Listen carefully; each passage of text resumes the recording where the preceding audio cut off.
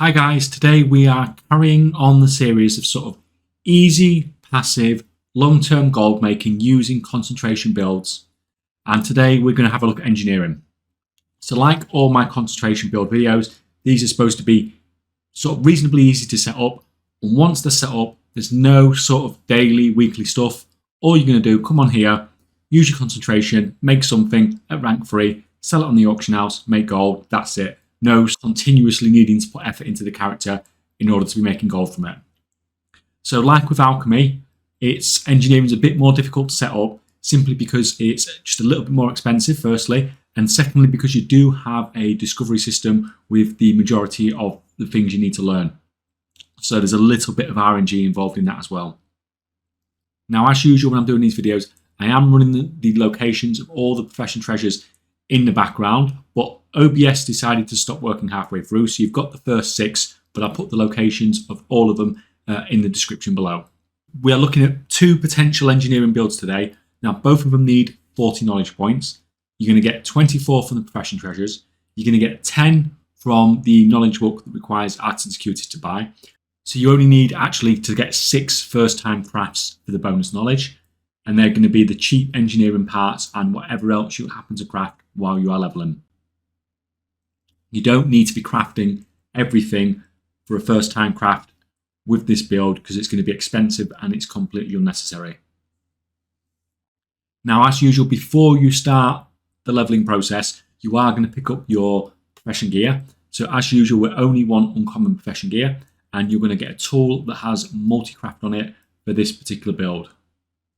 As usual, if you use wild professions for the leveling process, then it's going to save you a lot of gold because you don't, like I said, we don't need to hit all those first time crafts. So just doing it in the cheapest way possible is the best way for this particular build. And that's what you're going to get from wild professions here. So I'll link that in the description below as well. Now, as part of the leveling process, you are going to be pilfering. You are going to be sort of learning these prototypes. So the prototypes will get dumped into your inventory and you have to physically use them to learn the pattern. Now, most of these are quite easy to learn. You just click on it, use it, done. There are a couple of tinkers that are not difficult, but you just have to do it the right way. Now, one of them requires you to not be on maximum health. So it just sort of heals you. All you need to do, go and fly up somewhere, take some fall damage, a little bit of fall damage, not too much fall damage, and then you can use it and you'll learn the recipe like that. The other one requires you to be in combat and in war mode. So if you just turn war mode on, just fly out the city, find a mob, get into combat, and then use it like that, then you'll learn that tinker then. So these tinkers, you do want to take the extra bit of effort into learning them because these are potential concentration targets for you once you do have the build set up. Now, because we are pilfering and sort of inventing and all this sort of stuff to get these random discoveries, then like there is some RNG involved as to how long and how much gold this is going to cost you to get the patterns you want. But it is a bit more deterministic than alchemy, at least, in that it's not going to cost you anywhere near as much, and you do have sort of a little bit more control over what you get from this. As far as the specs gone for this particular build, I had a look at it and I thought the best way of doing this was probably just to put 40 points into inventing. And all this is, you're just doing it to get loads of plus skill. Now, usually in my concentration builds, my profession skill requirements are quite low because you tend to be going deep into a certain area in the knowledge tree that gives a lot of plus skill.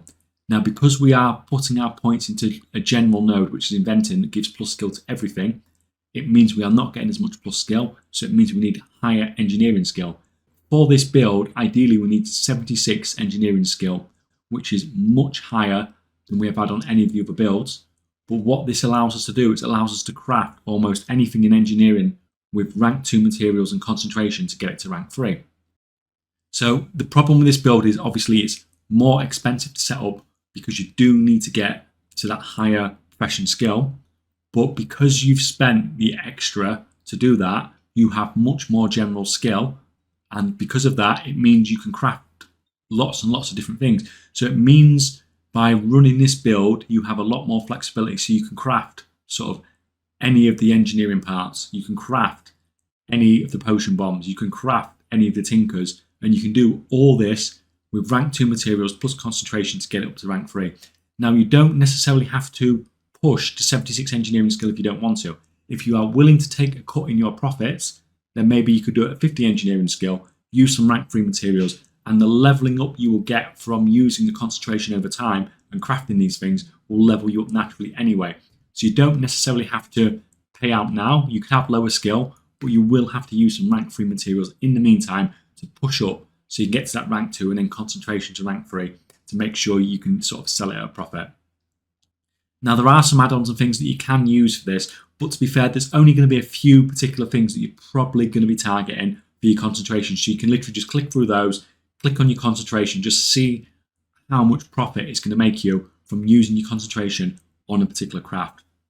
Now, the conclusion I came to is there was a lot of talk about engineering parts right at the start of the expansion, and to be frank, they suck. So every single one of them was like 1,000 gold profit when using your concentration to push it up to rank 3 using rank 2 materials, which for me, it's just not worth the effort at 1,000 gold. Now, one of the ones that was a bit interesting, the Potion Bomber Power. So this seems to be the one that people prefer to use in Mythic Plus. So you can use rank 2 materials on that, push it up to rank 3. And that was sort of about 3,500 to 4,000 gold profit for use of your concentration, which is not fantastic, but it is a fast, easy, quick seller, and that's absolutely fine. Another one that seemed to be a bit better was the Tinker Heart Seeking. So this is the Tinker that can heal you. And then once it heals you, it gives you a dot over time. So pushing that one up to rank 3, that was worth a lot more gold. Now, I have sold a few of these and they've sold okay. And the sales rate on them seems up fine as well. But I can't guarantee like the profit margins you are seeing on this, if you just target these all the time, is going to work. So just remember, the advantage of this build is, say you do come into this and this is the one that's selling really well at the moment with concentration. Well, if this suddenly sucks, then you have a lot more flexibility. You can switch to the potion bombs. You can switch to the engineering parts if they do eventually turn good. So that's the advantage of this build, is you can constantly be switching to whatever is doing good. Whereas on a lot of the other builds, like I spoke about in the Vantus Rune build, like if Vantus Rune suddenly starts sucking, then you don't have that sort of flexibility that you do have with this build. Now, there is a second spec, and I talked about this one before the expansion even released, and this is the Boxo Booms spec. So you're going to put 10 points into devices and then 30 points into explosives, and that unlocks the crafting for Boxo Booms, which you can do once a day, but the only time you're actually going to do it is whenever you have your concentration available. As usual, you want to craft it with sort of as mostly rank 2 materials. Use your concentration to put it up to rank 3, and it'll give you the box. Now, that box, when you use it, it's going to give you a load of potion bombs. And if you've pushed it to rank 3, all the potion bombs will be rank 3 as well. The only problem is you're sort of all in on potion bombs, which are not a niche item. They're still a region-wide consumable, but it depends on how that market goes. Personally, if it was me at the moment, I would probably stick with the 40-point inventing build if it was down to me and I was setting these up. Engineering concentration builds, I mean, they seem okay. They seem to be able to earn as much gold as the other concentration builds, which is, that's great. If you set this up, you're going to earn gold. But my only thing is, if you can earn the same gold with the other professions that are easier and cheaper to set up, then why would you run these?